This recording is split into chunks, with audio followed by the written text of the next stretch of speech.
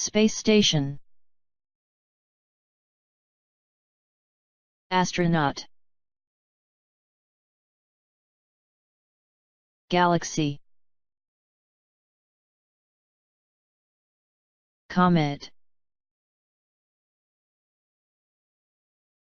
Constellation. Star. Meteor. Lunar eclipse.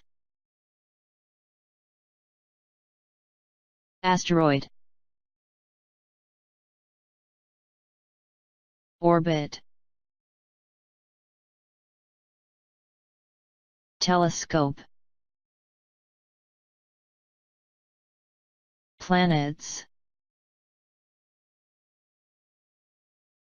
Waxing moon.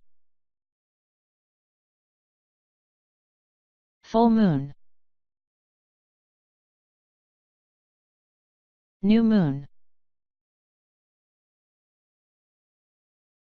Waning moon.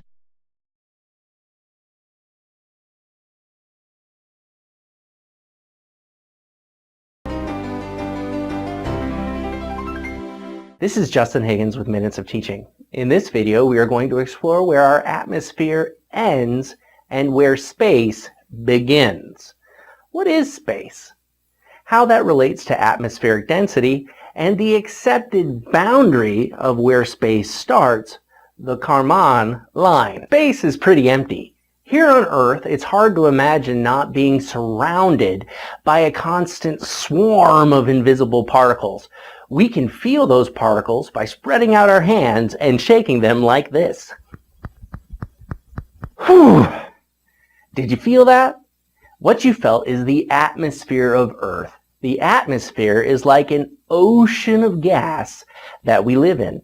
This ocean of gas allows us to breathe because we evolved to use oxygen at a density that is not that much less than sea level, which is why we need to take extra oxygen with us in the form of oxygen tanks when we climb tall mountains like Mount Everest, and why you see fighter pilots wearing oxygen masks, because the pilots are flying at extreme heights and there's not enough oxygen for them not to pass out. The molecules of oxygen become more spread out at a higher altitude, and space has molecules and atoms separated by so much, basically nothing. Emptiness. Only 6 protons, most likely helium or hydrogen atoms, fill up an entire cubic meter of true outer space. So for our understanding of space, space is where there is a lack of matter. In space, there are very few atoms of matter per cubic meter, compared to on Earth at sea level, where there are about 2.7 to the 25th power atoms or molecules per cubic meter. That's a mind-boggling huge number, a 27 followed by 24 zeros. This is like saying if we took all the sand on all the beaches and deserts in the world and piled it in a great big pile.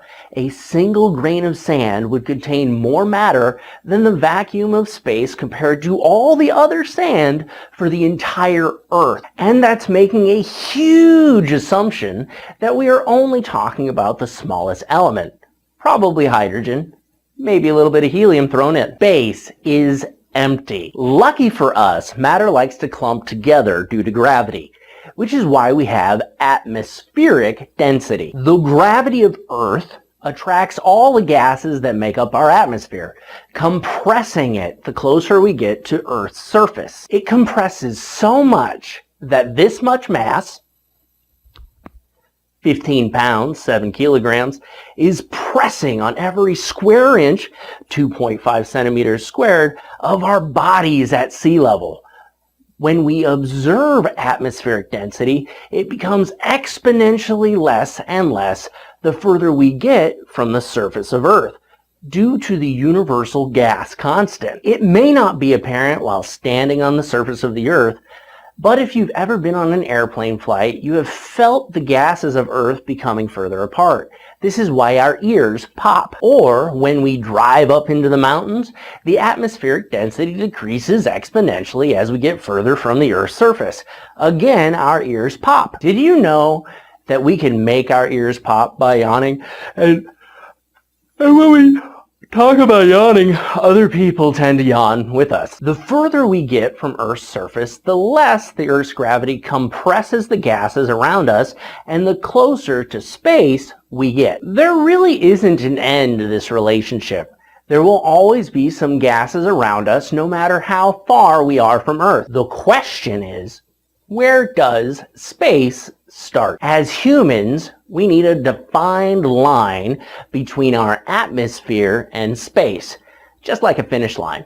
And this line is determined by the Kármán line. The Kármán line is the point where using the atmosphere to fly, like airplanes, stops working. Airplanes use the difference in pressure between the top and bottom of their wings while they move.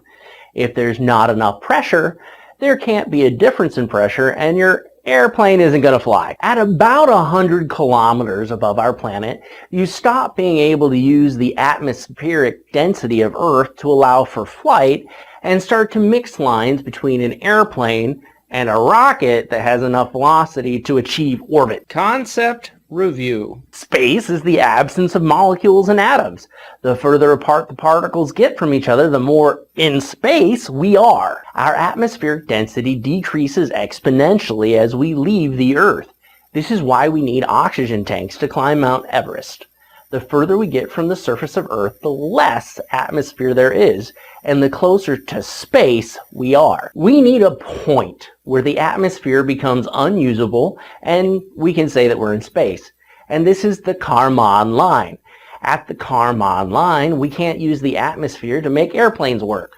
At this line, about 100 kilometers above sea level, there is not enough atmospheric density to distinguish between winged flight and a rocket escaping the Earth. I hope you've learned something about where space begins and the Earth's atmosphere ends, and can see where science is in everything.